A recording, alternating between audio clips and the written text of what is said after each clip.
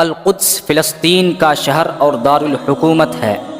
یہ یہودیوں، مسیحیوں اور مسلمانوں تینوں کے نزدیک مقدس ہے۔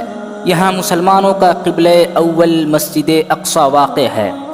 کہا جاتا ہے کہ مسجد اقصی کی بنیاد مکہ مکرمہ کی بنیاد ڈالنے کے 40 سال بعد حضرت سیدنا آدم علیہ السلام یا ان کی اولاد میں سے کسی نے ڈالی۔ پھر اس کی تعمیر حضرت سیدنا سام بن نوح علیہ السلام نے کی تھی۔ عرصہ دراز کے بعد حضرت سیدنا داؤد علیہ السلام نے بیت المقدس کی بنیاد اس مقام پر رکھی جہاں حضرت سیدنا موسیٰ علیہ السلام کا خیمہ نصب کیا گیا تھا۔ اس عمارت کے پورا ہونے سے قبل حضرت سیدنا داؤد علیہ السلام کی وفات کا وقت آ گیا تو آپ نے اپنے فرزند ارجمند حضرت سیدنا سلیمان علیہ السلام کو اس کی تکمیل کی وصیت فرمائی۔ چنانچہ حضرت سیدنا سلیمان علیہ السلام نے جنوں کی ایک جماعت کے ساتھ مسجد اقصی کو تعمیر کیا۔ بیت المقدس مسلمانوں کا قبلہ اول ہے۔ ہجرت کے بعد 16 سے 17 ماہ تک نبی کریم صلی اللہ علیہ وسلم بیت المقدس یعنی مسجد اقصی کی جانب رخ کر کے ہی نماز ادا کیا کرتے تھے۔ پھر تحویل قبلہ کا حکم آنے کے بعد مسلمانوں کا قبلہ خانہ کعبہ ہو گیا۔ مسلمانوں کے نزدیک مسجد حرام اور مسجد نبوی کے بعد تیسرا مقدس ترین مقام مسجد اقصی ہے۔ مقامی مسلمان اسے المسجد الاقصی یا حرم قدسی شریف کہتے ہیں۔ یہ مشرقی یروشلم میں واقع ہے جس پر اسرائیل کا قبضہ ہے۔ یہ یروشلم کی سب سے بڑی مسجد ہے جس میں 1000 نمازیوں کی گنجائش ہے، جبکہ مسجد کے صحن میں بھی ہزاروں افراد نماز ادا کر سکتے ہیں۔ نبی کریم علیہ الصلاۃ والتسلیم سفر معراج کے دوران مسجد حرام سے یہاں پہنچے تھے اور بیت المقدس میں تمام انبیاء کی نماز کی امامت کرنے کے بعد براق کے ذریعے 7 آسمانوں کے سفر پر روانہ ہوئے۔ قرآن مجید کی سورہ اسراء میں اللہ تعالی نے اس مسجد کا ذکر ان الفاظ میں کیا ہے: سبحان الذی اسری بعبدہ لیلا من المسجد الحرام الی المسجد الاقصی الذی بارکنا حولہ لنریہ من آیاتنا انہ هو السمیع البصیر۔ پاک ہے وہ ذات جو اپنے بندے کو لے گئی راتوں رات مسجد حرام سے مسجد اقصی تک، جس کے آس پاس ہم نے برکت دے رکھی ہے تاکہ ہم اسے اپنی قدرت کے بعض نمونے دکھائیں۔ یقیناً اللہ تعالی ہی خوب سننے والا اور دیکھنے والا ہے۔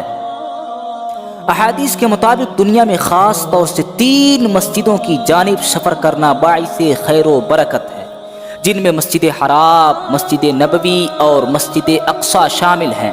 کہا جاتا ہے کہ مسجد اقصی روئے زمین پر بنائی گئی دوسری مسجد ہے۔ بیت المقدس انبیاء علیہم السلام کی سرزمین فلسطین میں واقع ہے۔ جب نبی کریم صلی اللہ علیہ وسلم کی بعثت ہوئی تو اس وقت اس پر سلطنت روم کے عیسائیوں کا قبضہ تھا اور سلطنت روم اس وقت بہت طاقتور تھی، لیکن اسی وقت نبی کریم صلی اللہ علیہ وسلم نے بیت المقدس کی آزادی کی خوشخبری سنائی اور اس کو قیامت کی نشانیوں میں سے قرار دیا۔ حضرت سیدنا عمر فاروق اعظم رضی اللہ عنہ نے اپنے دور خلافت 16 ہجری میں بیت المقدس کو یہود و نصارہ کے ہاتھوں سے آزاد کرایا تھا۔ اس دور میں بہت سے صحابہ نے تبلیغ اسلام اور اشاعت دین کی خاطر بیت المقدس میں اقامت اختیار کی۔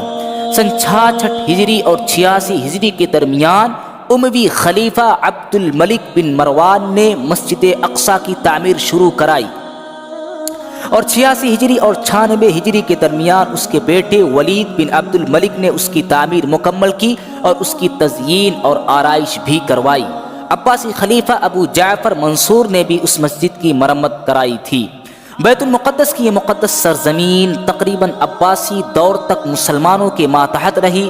پھر جیسے جیسے ان میں آپسی اختلاف و انتشار، خانہ جنگی، سیاسی فتنوں اور باطنی تحریکوں کی وجہ سے عباسی حکومت کمزور پڑنے لگی تو گھات میں بیٹھے ہوئے صلیبیوں کو بہترین موقع مل گیا اور ادھر فاطمی حکومت نے بھی اپنی حکومت کی مضبوطی اور استحکام اور شام سے سلجوقیوں کے خاتمے کے لیے ان صلیبیوں سے مدد طلب کی تھی اور انہیں کئی طرح کی سہولتیں فراہم کر دی اور بیت المقدس میں آنے جانے کی اجازت دے دی گئی۔ بالآخر ان تمام باتوں کا فائدہ اٹھاتے ہوئے صلیبیوں نے بغاوت کر دی اور اپنے فاطمی خلفاء کے ساتھ غداری اور دھوکہ کیا اور القدس پر قبضہ کے لیے اپنی فوج کو تیار کر لیا اور پھر 70,000 سے زائد مسلمان کو شہید کر دیے اور مسلمانوں کو شہید کرتے ہوئے بالآخر 492 ہجری مطابق سن 1099 عیسوی کو صلیبیوں نے بیت المقدس کو مسلمانوں سے چھین لیا تھا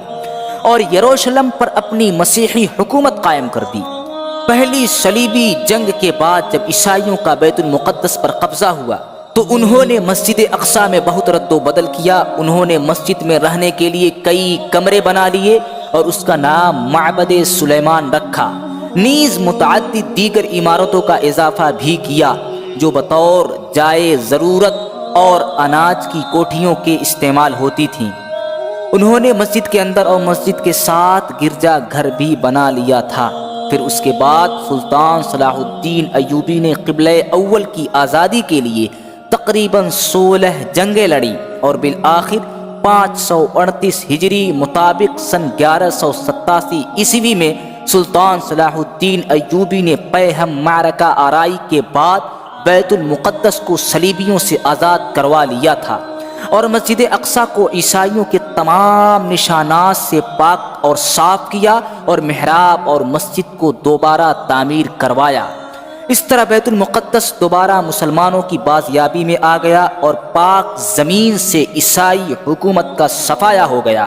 اس طرح زمین مقدس پر تقریباً 761 برس مسلسل مسلمانوں کی سلطنت باقی رہی۔ پھر پہلی جنگ عظیم دسمبر 1917 عیسوی کے دوران میں انگریزوں نے بیت المقدس اور فلسطین پر قبضہ کر کے یہودیوں کو آباد ہونے کی عام اجازت دے رکھی تھی۔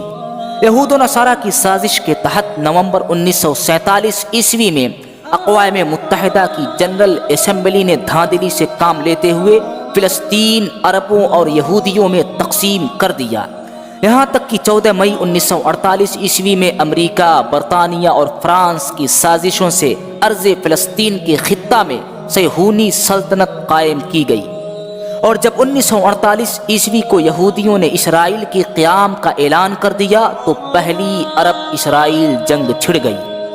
اس جنگ کے نتیجے میں اسرائیلی فلسطین کے 78% رقبے پر قابض ہو چکے تھے، لیکن مشرقی بیت المقدس اور غرب اردن کے علاقے اردن کے قبضے میں آ گئے۔